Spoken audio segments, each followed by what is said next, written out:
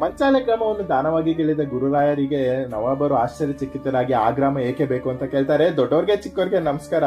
ನವಾಬರು ಯಾಕೆ ಆ ರೀತಿ ಕೇಳ್ತಾರೆ ಅಂದ್ರೆ, ಮಂಚಾಲೆ ಗ್ರಾಮ ಒಂದು ಬಂಜರು ಭೂಮಿಯಾಗಿರುತ್ತೆ, ಯಾವುದೇ ರೀತಿಯ ಬೆಳೆಯನ್ನು ಬೆಳೆಯಲು ಸಾಧ್ಯವಾಗದ ಒಂದು ಗ್ರಾಮವಾಗಿರುತ್ತೆ. ಆಗ ನವಾಬರು ರಾಯರಿಗೆ ಹೇಳ್ತಾರೆ, ಸ್ವಾಮಿಗಳೇ, ನನ್ನ ಒಂದು ರಾಜ್ಯದಲ್ಲಿ ಸಂಪನ್ಮೂಲ ಭರಿತವಾಗಿರುವಂತಹ ಯಾವುದೇ ಊರನ್ನಾದರೂ ಕೇಳಿ ಕೊಡಲು ನಾನು ಸಿದ್ಧ ಅಂತ. ಆಗ ರಾಯರು ಹೇಳ್ತಾರೆ, ಇಲ್ಲ ನವಾಬರೇ, ನಮಗೆ ಮಂಚಾಲೆ ಗ್ರಾಮವೇ ಬೇಕು, ಇದು ನಮ್ಮ ಮೂಲರಾಮನ ಇಚ್ಛೆ ಆಗಿದೆ ಅಂತ ಹೇಳ್ತಾರೆ. ನವಾಬರು ರಾಯರ ಮಾತಿನಂತೆ ಮಂಚಾಲೆ ಗ್ರಾಮವನ್ನು ರಾಯರಿಗೆ ದಾನವಾಗಿ ಬರ್ಕೊಡ್ತಾರೆ. ನಂತರ ರಾಘವೇಂದ್ರ ಶ್ರೀಗಳು ಮಂಚಾಲೆ ಗ್ರಾಮಕ್ಕೆ ಬಂದು ಮೂಲರಾಮ ಹಾಗೂ ಶ್ರೀಹರಿಯ ಇಚ್ಛೆಯಂತೆ ಕ್ರಿಸ್ತಶಕ 1671 ವಿರೋಧಿ ನಾಮ ಸಂವತ್ಸರ ಶ್ರಾವಣ ಬಹುಳ ಗುರುವಾರದಂದು ಸಜೀವ ಬೃಂದಾವನಸ್ಥರಾಗ್ತಾರೆ. ತಮ್ಮ 76ನೇ ವಯಸ್ಸಿನಲ್ಲಿ ಅಲ್ಲಿಂದಲೇ ಲಕ್ಷಾಂತರ ಭಕ್ತರ ಕಷ್ಟಗಳನ್ನು ಪರಿಹಾರ ಮಾಡ್ತಾ ಬರ್ತಿದ್ದಾರೆ.